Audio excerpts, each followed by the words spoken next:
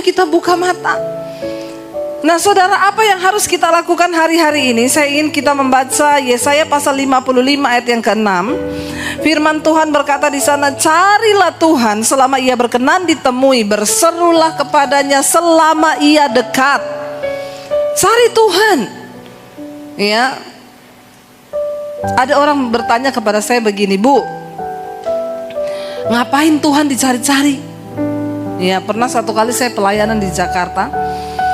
Saya naik Grab waktu itu pagi-pagi sekali dari daerah saya di Jakarta Selatan ke daerah Gunung Sahari.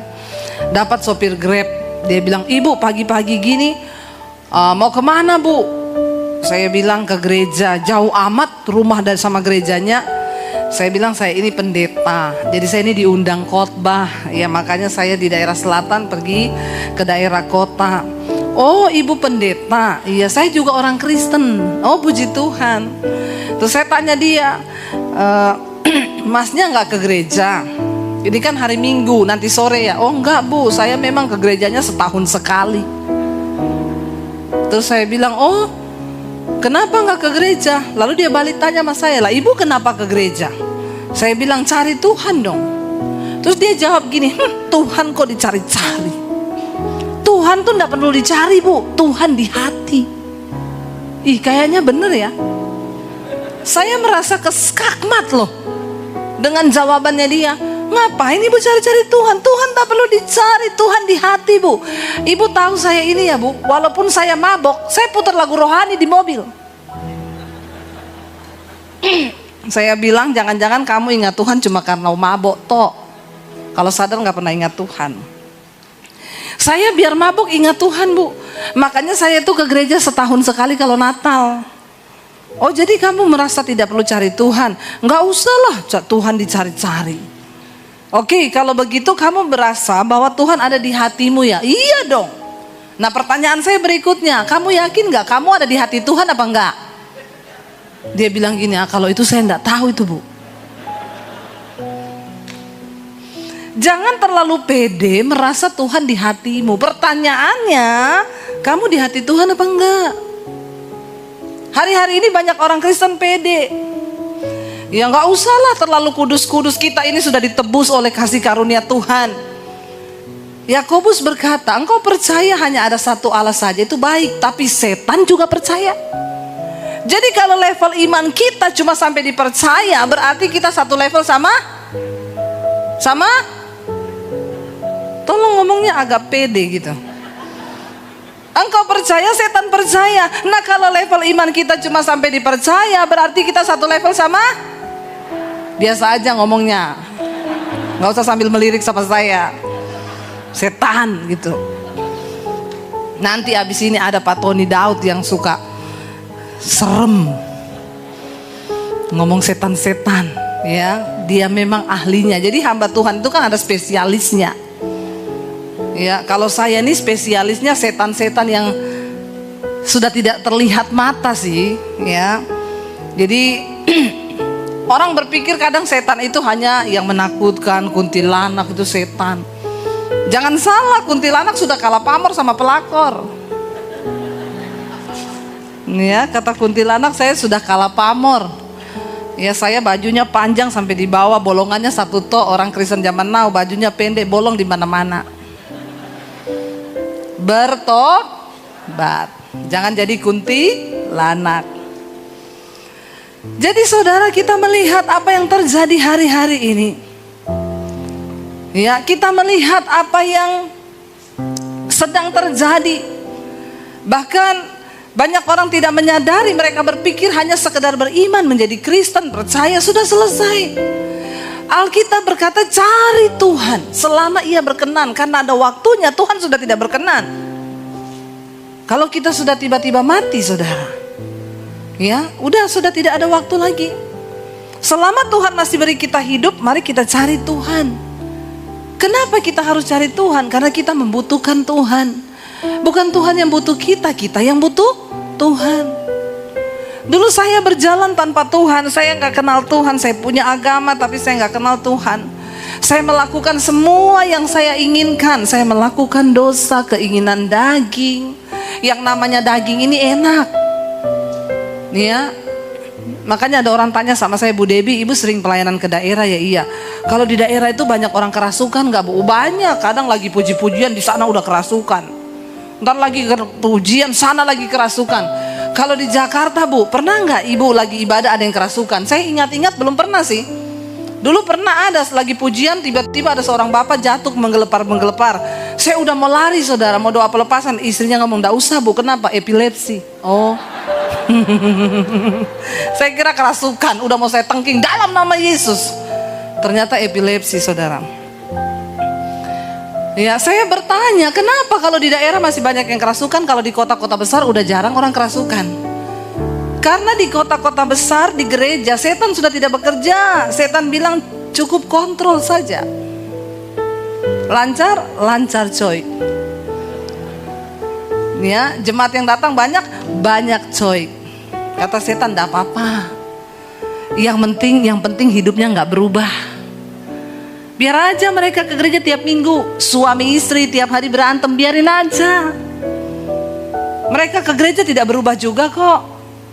Nggak apa-apa. Kenapa, saudara? Karena jemaat-jemaat di kota besar itu sudah tidak percaya sama setan-setan yang begituan. Ya, mana ada orang percaya lagi setan menampakkan diri. Yang ada, saudara, di Jakarta sekarang, apalagi dengan adanya YouTube, setan jadi konten. Bener gak? Gudang-gudang tua didatangi, cari syuting setan. Ya, semakin ada setannya, semakin laris itu konten, yang nonton sampai jutaan. Kata setan gini, sial, sudah tidak ada tempat aman di dunia ini. Ya, sampai setan protes, Tuhan, saya udah gak mau jadi setan. Kenapa? Manusia lebih setan dari setan. Masa setan dijual loh? Jadi setannya sudah tidak lagi menampakkan diri. Kenapa? Karena di kota-kota besar, setan bilang gak usah digoda, mereka itu kedagingannya aja udah gede. Daging sama setan tuh beda. Galatia pasal 5 berkata, sebab keinginan daging itu telah nyata apa? Percabulan, kenajisan, hawa nafsu, nafsu jahat, iri hati, kebencian, dendam, amarah, pertikaian, perselisihan, percederaan. Itu adalah keinginan daging, dan barang siapa hidup di dalamnya melakukan hal-hal itu, dia tidak mendapat bagian dalam kerajaan Allah. Sekalipun engkau ke gereja, sekalipun engkau pelayanan, sekalipun engkau pengkhotbah, kalau engkau hidup dalam kenajisan, percabulan, iri hati, kepahitan, engkau tidak mendapat bagian dalam kerajaan Allah. Dan itu tujuan setan. Makanya setan bilang, enggak usah diganggu. Mereka sudah tidak kesetanan, tapi sudah kedagingan. Hati-hati sama keinginan daging. Amin. Karena itu cari Tuhan selama ia berkenan untuk ditemui. Dulu saya sebelum bertobat, saya hidup dikuasai oleh keinginan daging. Saya melakukan apa yang saya pikir itu menyenangkan daging saya. Saya melakukan dosa. Saya hidup di bawah ikatan dosa. Saya terjerumus di dalam dosa. Waktu sudah puas dengan dosa, setan datang dan bilang, bunuh diri aja, udah hancur hidupmu, hancur masa depanmu. Lalu tanpa pengenalan yang benar akan Tuhan, saya menuduh Tuhan itu jahat. Tuhan itu tidak adil. Kenapa engkau menciptakan saya di dunia ini cuma untuk saya hidup menderita? Kenapa Tuhan? Lalu kalau saya memutuskan untuk bunuh diri, Tuhan puas saya masuk neraka. Tanpa pengenalan yang benar akan Tuhan, saya menyalahkan Tuhan. Hati-hati saudara, jangan suka menyalahkan Tuhan atas hidupmu. Karena Tuhan tuh gak pernah salah, yang salah itu kita. Cuma kita sama Tuhan beda tipis. Tuhan maha tahu, kita sok. Jadi saya menjalani hidup saya dengan dosa, ketika akhirnya saya terjerumus, setan bilang bunuh diri. Sekarang itu lebih banyak orang berani mati daripada berani hidup. Padahal gak usah bunuh diri juga, pasti akan. Di Jepang karena pandemi, saudara, itu orang yang mati karena COVID cuma 7.000, tapi yang mati karena bunuh diri 20.000. Selisihnya jauh. Makanya di Jepang sekarang diangkat menteri baru, menteri kesepian. Loh bener. Mereka harus berpikir, kenapa orang-orang Jepang ini bunuh diri? Yang mati karena COVID 7.000-an. Nggak tahu kalau angkanya sudah bertambah, tapi yang mati karena bunuh diri 20.000. Apa yang sedang terjadi? Ya, kita berdoa saudara. Ya, supaya kita ini berani hidup. Kenapa? Karena kita bersama dengan Tuhan. Hadapi masalah. Ingat, setiap masalah itu pasti ada time limitnya. Nggak usah lihat yang baru datang, lihat saya saja. Inilah jemaat yang suka kepo. Orang datang diliatin. Jangan gagal fokus, tetap fokus ke depan. Amin. Ya, saudara, ini gereja luar biasa loh. Gereja 1 jam saja. Dulu orang bilang, tepuk tangan, itu sponsornya nanti bisa dikasih 3% yang di belakang, tepuk tangan kenceng.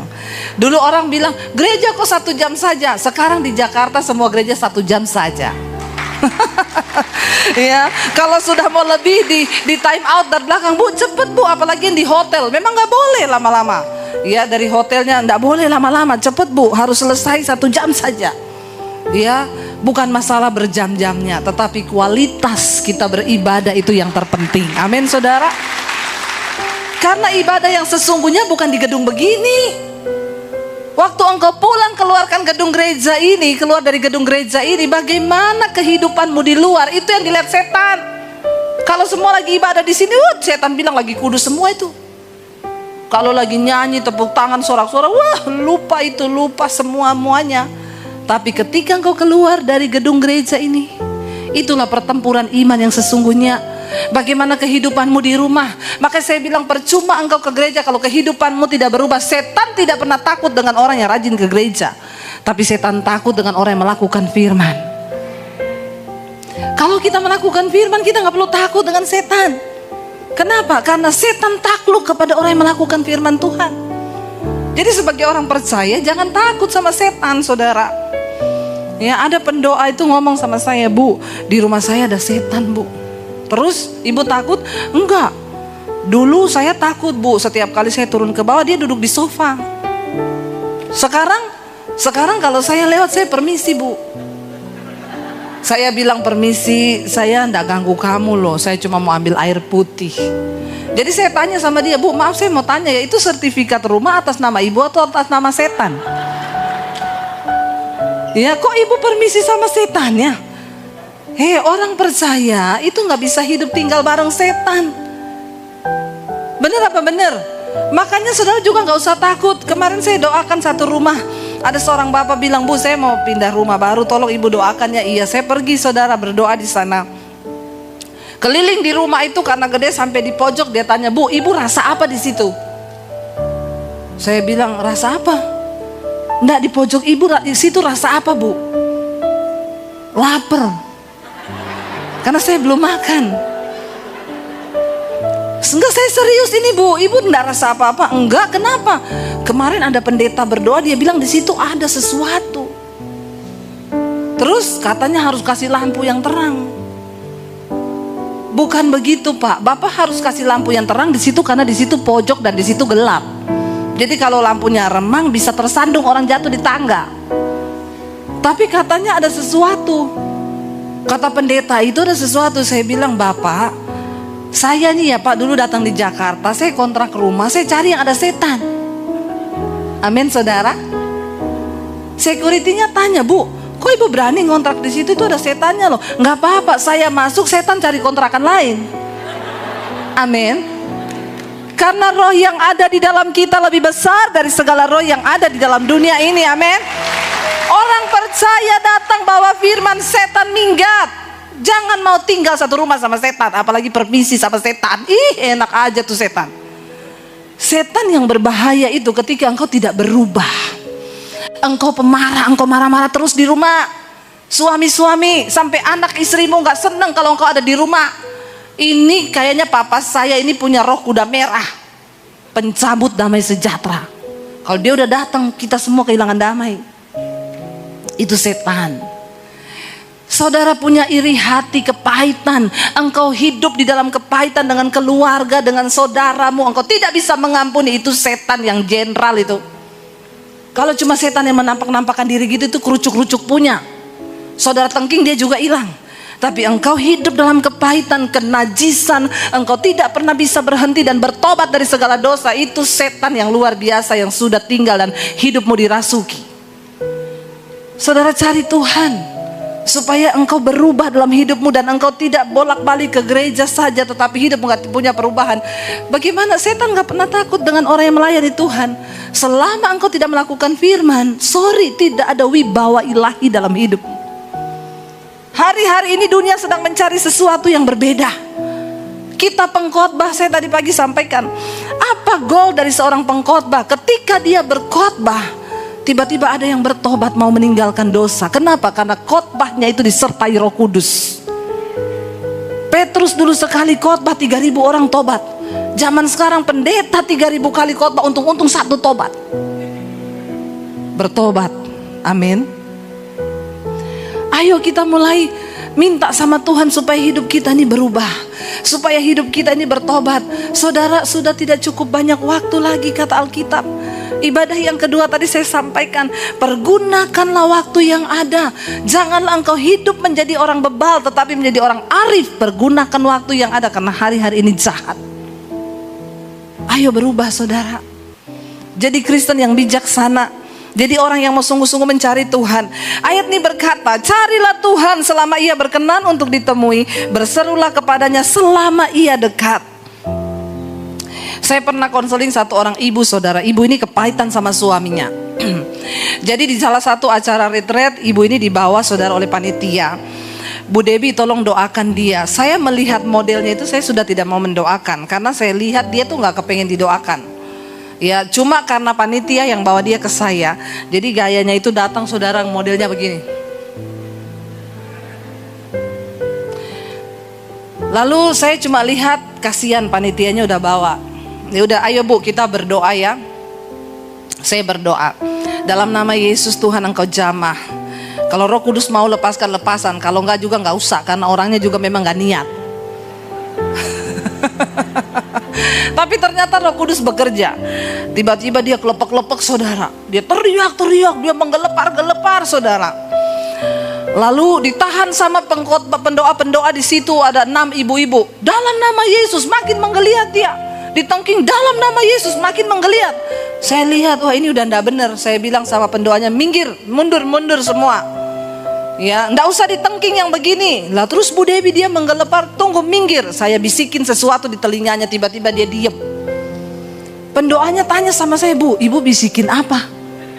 Kok dia tiba-tiba diem? Saya bilang mau tahu atau mau tahu banget? Mau tahu banget Bu Debbie. Saya bisikin dia tadi cuma 1 kalimat. Apa Bu? Bu stop, jangan baper. Langsung diam. Ini bukan setan, ini baper. Harus bisa dibedakan setan sama baper. Jadi dia cari perhatian. Bawa perasaan makin diperhatikan makin melonjak dia. Akhirnya diam, saya panggil dia. Bu sini Bu. Ibu itu ada masalah apa ya? Tapi ini juga salah satu penyakit jiwa. Orang itu kalau ada masalah dengan jiwanya tuh ya gitu-gitu cari perhatian. Nanti aneh ya, orang sakit jiwa tuh bukan cuma lari-lari di jalan saudara. Saudara tiap hari marah-marah itu sakit jiwa. Amin. Mau sembuh jangan marah-marah lagi biar gak sakit jiwa. Lalu saya tanya, dia bilang saya ini penuh kepahitan hidup saya Bu Debbie. Kenapa? Saya menikah Bu 12 tahun saya menikah dengan suami saya, tidak pernah bahagia saya Bu. Waktu saya hamil anak yang ketiga, bayangkan tidak bahagia aja anak 3. Kalau bahagia berapa saudara? Itulah kelebihannya warga plus 62. Ya tidak bahagia anaknya 3 loh. Waktu saya hamil anak yang ketiga Bu, suami saya itu minta izin, minta uang, mau pergi sama perempuan simpenannya. Saya bilang sama dia, kamu itu gak takut Tuhan. Di dunia ini gak ada yang saya takuti, termasuk Tuhan. Lalu dia pergi Bu katanya. Terus gak berapa lama saya dapat telepon, dia mengalami kecelakaan. Saya pergi lihat Bu, maaf Bu, kepalanya terbelah Bu. Terus saya bilang, tapi puji Tuhan gak mati ya Bu. Mati Bu. Jadi suami ibu udah mati. Udah lama udah. Lah terus ibu ini tadi kepahitan sama siapa? Sama dia Bu. Saya tiap kali ingat dia saya bilang, terkutuk kau di neraka jahanam. Astagfirullah. Saudara bisa bayangkan, ini orang paling bodoh di dunia. Orang udah mati dipahitin. Emang dia masih bisa tahu? Jangan hidup dalam kepahitan. Yang masih pahit-pahit hati saat ini, buang semua kepahitan. Amin. Hidup ini sudah pahit. Jangan lagi ditambah dengan kepahitan. Udah hidup pahit, makan daun pepaya, minum kopi pahit, semakin pahitlah hidupmu. Rugi saudara. Jangan pahit-pahit. Engkau kepahitan sama orang, orangnya nggak tahu kalau engkau pahitin. Orang dia di sana manis-manis aja, lu kok pahit-pahit sendiri. Amin. Dia saudara hidup ke saya bilang, Bu, saya yakin ibu pasti tidak bahagia. Memang, dan bukan cuma itu, ketiga anak ibu juga tidak bahagia. Bayangkan membesarkan anak dengan kepahitan. Yang ada tuh balas dendam. Mukanya tertekan, mukanya tua, ya kepahitan menekan dia. Akhirnya kita berdoa saudara. Saya mau kasih contoh di sini apa saudara? Itu loh suaminya. Tuhan bilang carilah Tuhan selama ia berkenan. Karena satu saat nanti Tuhan udah gak berkenan. Lagi pergi naik motor mati kecelakaan. Kita bersyukur loh dengan adanya corona ini kita diingetin Tuhan. Saya yakin banyak orang bertobat dengan corona ini. Kenapa? Kematian di depan mata kan. Kita gak pernah tahu. Sekarang ini kok kayaknya dengar berita mati itu cepet. Tapi saudara tidak perlu takut berlebihan. Karena kita percaya hidup bagiku adalah Kristus, mati adalah sebuah keuntungan di dalam Yesus. Amin. Tapi kita harus tetap jalankan protokol kesehatan, harus pakai masker, jangan mencobai. Tapi jangan takut berlebihan. Karena kita punya iman. Sekalipun aku mati, itu adalah sebuah keuntungan bagiku. Berapa banyak yang percaya mati itu untung? Amin. Berapa banyak yang sudah siap mati? Habis angkat tangan turun tangan. Saya enggak tanya yang sudah mau mati loh, yang sudah siap mati. Yang sudah siap angkat tangan. Saudara siap atau tidak siap? Kalau udah waktunya go. Jadi daripada tidak siap lebih baik mempersiapkan diri untuk mati itu bukan beli tanah di San Diego Hills. Banyak orang di Jakarta, saya sama satu keluarga sudah punya kapling Bu, udah beli 5 lubang di sana. Bukan soal lu dikuburnya di mana. Lubang itu nggak penting. Kita mau dikubur di mana aja nggak apa-apa. Yang terpenting siapkah hidupmu menghadap Tuhan? Amin saudara. Bagaimana menyiapkannya? Buang segala yang jahat. Ayat ini berkata, ayat yang ke-7, baiklah orang fasik meninggalkan jalannya dan orang jahat meninggalkan rancangannya. Baiklah ia kembali pada Tuhan, maka dia akan mengasihaninya dan kepada Allah kita, sebab ia memberi pengampunan dengan limpahnya. Kalau hari ini ada saudara yang hidup dalam dosa, mungkin engkau bersinah, mungkin engkau seorang homoseksual, engkau seorang lesbian, mungkin orang yang penuh dengan kepahitan dan tidak bisa mengampuni, bereskan hidupmu saat ini. Jangan bilang saya tidak pernah memperingatkan kepada saudara. Ini tugas saya sebagai hamba Tuhan untuk mengingatkan Anda supaya bertobat. Saudara ingat kisah tentang Lazarus? Alkitab berkata ada Lazarus, seorang pengemis miskin. Setiap hari dia makan dari sisa makanan orang kaya yang bikin pesta setiap malam. Orang kaya ini tiap malam bikin pesta, dan Lazarus pengemis miskin itu makan dari sisa-sisa makanan orang kaya ini. Menurut saudara orang kaya ini baik atau jahat? Ayo coba. Karena pada akhirnya orang kaya ini ceritanya masuk neraka, dan Lazarus pengemis miskin masuk surga di pangkuan Abraham. Jadi menurut saudara orang kaya ini jahat atau baik? Jahat menurut pandangan kita. Tapi menurut saya dia baik. Kenapa? Karena dia selalu kasih sisa makanan buat Lazarus makan. Alkitab bilang ada seorang pengemis yang setiap hari berdiri di pintu rumah orang kaya itu. Dia baik loh, karena dia nggak usir pengemis itu. Kalau orang kaya jahat kan, siapa itu tiap hari ada pengemis depan pintu, usir, bikin kotor rumah saya. Nah, itu jahat. Tapi Alkitab bilang satu kali orang kaya itu mati, Lazarus juga mati. Tapi orang kaya itu di dalam neraka tersiksa dalam api yang menyala, dan Lazarus duduk manis di pangkuan Bapak Abraham. Orang kaya itu bertanya, Bapak Abraham, suruh Lazarus mencelupkan tangannya ke air lalu teteskan ke dalam mulutku, karena betapa tersiksa aku ada di tempat ini.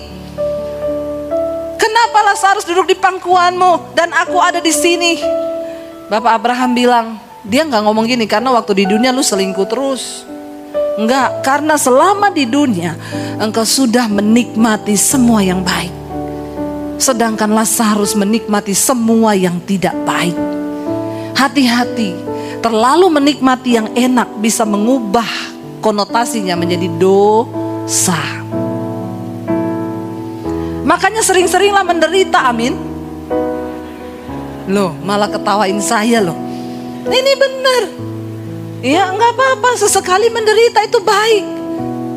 Aku menderita itu baik bagiku supaya aku belajar ketetapanmu. Orang kalau selalu hidup enak itu nanti jadi mengalami yang sedikit tidak enak sudah bersungut-sungut. Tapi kalau kita sudah menikmati yang tidak enak tuh enak. Anak saya waktu mau masuk SMP, dia bilang, "Mami, jadi aku masuk sekolah SMP mana? Negeri. Kamu harus belajar yang kuat supaya bisa masuk negeri Jakarta yang favorit." Oke, dia belajar kuat, saudara, dia masuk sekolah negeri. Mam, tapi kan di negeri itu enggak semua Kristen. Enggak apa-apa, garam itu harus pergi ke tempat yang tawar supaya asin. Kalau garam kumpul di tengah-tengah garam jadi gudang. Ya, semua kumpul di sekolah internasional. Ya, emang didikannya lebih baik. Hei, pendidikan anak itu ada di dalam keluarga. Waktu anak kita lepas mau di mana saja, ketika dalam keluarga kuat, kita nggak perlu takut. Amin. Lalu dia bilang gini, berarti aku nanti sekolah diantarkan mam tiap hari? Enggak, naik angkot. Serius? Hah? Biar kamu belajar susah, nak. Jangan terlalu ajar anakmu seneng terus. Nih orang-orang yang punya duit nih, semua anak diajar seneng terus. Ya, kamu naik angkot dari rumah saya itu harus keluar komplek dulu jalan kaki, sampai di depan itu baru dapat angkot. Jadi dia sudah keringetan, sampai depan dia naik angkot. Hari pertama, kedua, seminggu dia pulang marah-marah. Mami tuh ya nggak kasihan, aku tuh pusing kalau naik angkot duduknya miring. Nggak apa-apa, baru 1-2 hari. Sesuatu yang diulang menjadi selama 21 kali itu konon akan menjadi kebiasaan, nak. Jalani saja dulu. Mami dulu waktu sekolah nggak naik angkot, jalan kaki pulang pergi. Ya itu kan mami, jangan samain, sama aja. Ya udah dia naik angkot. Lama-lama sudah nggak ada keluhan, enjoy dia. Cuma kita ke gereja naik mobil, harusnya duduk menghadap ke depan, dia duduk menghadap samping. Saya tanya, "Dek, kamu kenapa duduk menghadap samping?" "Pusing hadap depan." "Oh, udah biasa susah." Puji Tuhan, anak saya sudah terbiasa susah.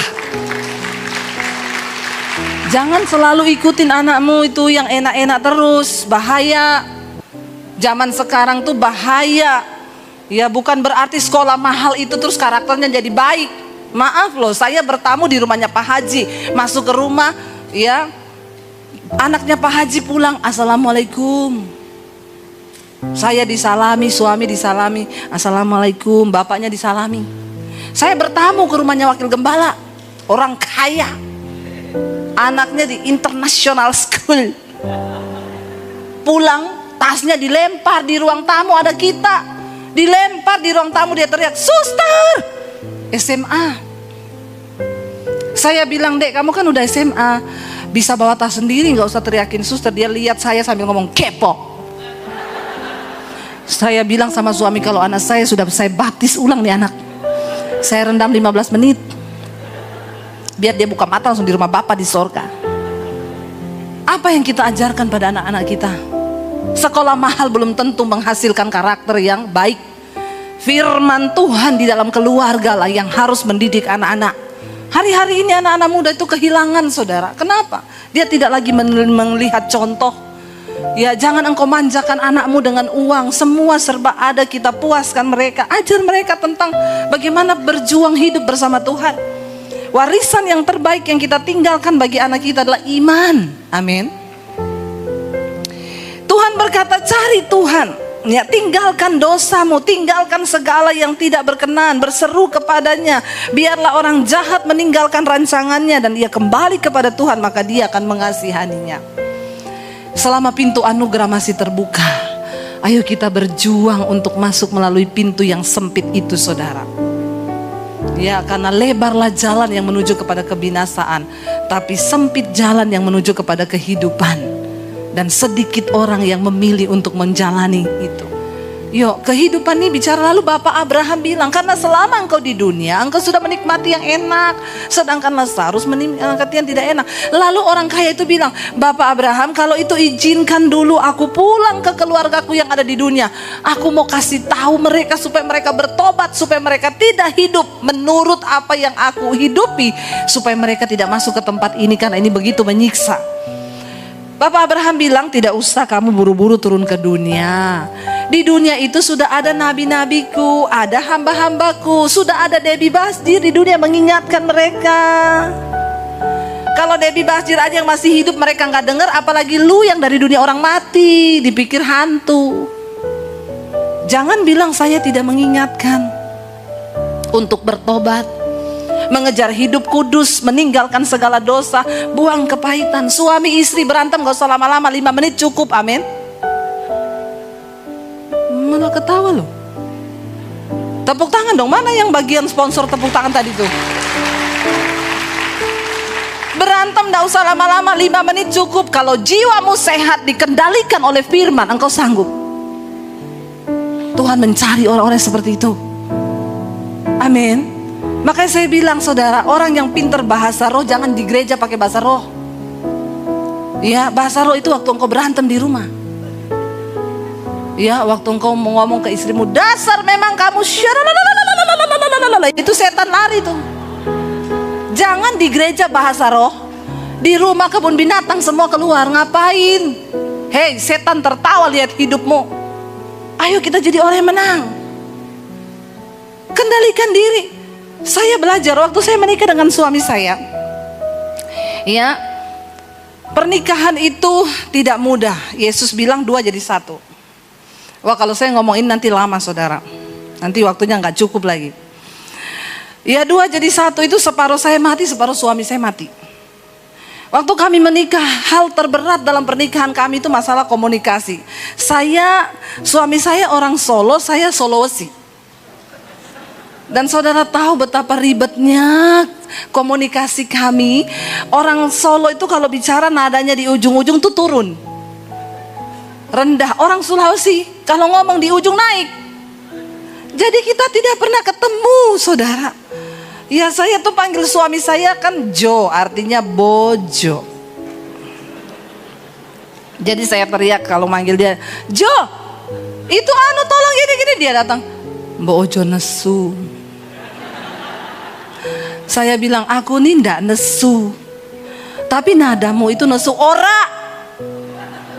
Lah itu kue nesu, lah iya naiki nesu tenan. Yang dari tidak nesu jadi nesu. Kenapa? Masalah bahasa tuh ribet, saudara. Tiap hari saya ngomong, Jo, itu kalau mbok neng ngomongi alon-alon wae. Suami saya, kenapa? Aku kaget loh. Orang Solo kaget ngomong. Saya bilang kaget aja, nggak usah permisi. Pakai acara loh, aku kaget loh. Kalau orang Sulawesi kan, kaget deh, biasa aja. Ini enggak, saudara, aku kaget loh. Tiap ngomong apa, mbok alon-alon wae. Aku ki suwe-suwe iso kena serangan jantung. Capcay, saudara. Jadi tiap hari kita itu masalah bahasa tuh benar-benar jadi urusan. Ini nanti ibadah berikut masih ada? Nggak ada kan? Kita tidak terpatok waktu kan? Kalau nggak saya hentikan. Sudah cukup sampai di sini saja dulu. Ada ibadah yang berikutnya jam berapa? Terus ya. Kita dengarkan suara rakyat ya. Lalu saudara, tiap ngomong apa dia mesti mbok alun-alun wah itu. Terus lalu dia ngomong, non, mbok, dia panggil saya non, artinya nonong nih loh. Makanya saya tutupi pakai poni ini ya. Saudara jangan protesi poni saya, itu memang netizen itu ya. Kalau di mesbah doa ada yang WA, Bu, ibu poninya lebih bagus belah kanan daripada belah kiri. Susah ya kita di YouTube itu sampai poni saja dibahas, saudara. Ya, oh haleluya, saudara ya. Jadi memang serba salah. Mudah-mudahan tidak ada di sini orangnya. Lalu saudara, dia tuh tiap hari gini, mau koiki belajar ngomong Jawa. Jadi ngomong Jawa itu gini loh, di belakang itu turun nadanya, jangan tinggi. Jadi ya sudah, saya belajar bahasa Jawa, saya ngomong sama mertua saya. Apalagi di Solo itu kan halus banget kan. Saya ngomong sama mertua saya, "Mak, kowe wis mangan?" Suami saya marah-marah lagi. Kowe itu nek ngomong sama orang tua ndak boleh gitu lah. Terus piye? Tuh kan dibilang turun aja. Saya bilang, saya ini lahir di Sulawesi. Saya tuh besar di Sulawesi puluhan tahun. Terus kita menikah, terus kenapa jadi begini? Saya nggak bisa bahasa Jawa. Terus dia bilang, mesti iso, ora iso. Ojo ngomong ora iso, ngomong iso ora. Terus saya bilang gini sama dia, aku nih Debbie Basir, bukan Sri Rejeki. Nek ngerti ngono, mbok kowe iki cari ono bojo sing jenenge Sri Rejeki. Jangan sama Debbie Basir. Dia bilang gini, mesti iso untuk keutuhan rumah tangga kita, please belajar bahasa Jawa. Satu kali saya gini, oke, kalau begitu, kalau itu maumu oke. Bangun pagi saya bangunin dia, Mas.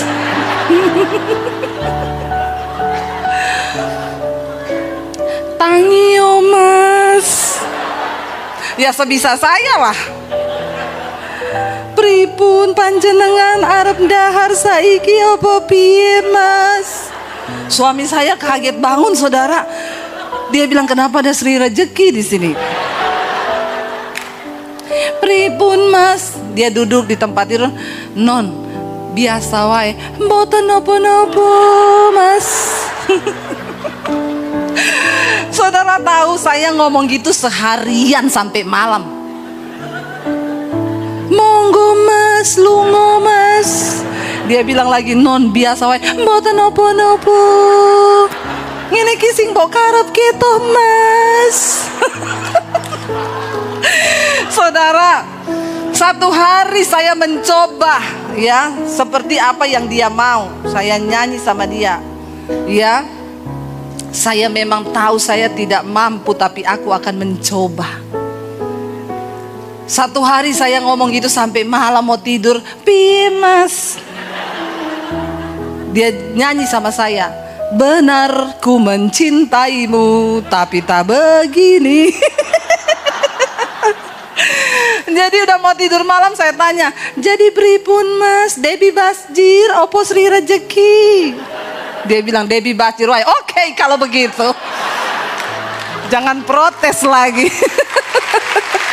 Saudara, ternyata menjadi cocok itu bukan berarti satu bahasa. Saya mau bilang di dalam rumah tangga tidak ada orang cocok. Saya sampai hari ini sama suami saya tidak cocok. Cuma satu yang mencocokkan kami, firman Tuhan. Amin. Ketika istri tunduk pada firman, suami tunduk pada firman, kita jadi cocok. Itu artinya yang Yesus bilang, bangun rumahmu di atas dasar firman. Jadi kalau istri tunduk sama firman, suami tunduk sama firman, kita berantem semalaman. Halo bapak-bapak, 5 menit cukup. Ngerti sekarang? Ya, itu yang setan takut. Jadi kami praktekkan. Kalau saya yang duluan di jamaah Tuhan lagi marahan, saya peluk suami saya, nggak usah marah-marah loh. Kita harus berdamai biar setan pergi dari rumah kita. Suami saya bilang, oh dari tadi ke. Ya, iya loh saudara. Kenapa firman yang mengendalikan? Ayo kita menang di dalam Tuhan. Jangan biarkan setan yang mengendalikan rumah tangga kita. Kita kehilangan damai sejahtera, kita berantem. Ya, ayo kita bahagia, itu pilihan. Waktu kita memilih untuk bahagia, maka Tuhan akan memberikan kebahagiaan itu bagi setiap saudara dan saya. Mari kita bangkit berdiri bersama. Terima kasih Bapa.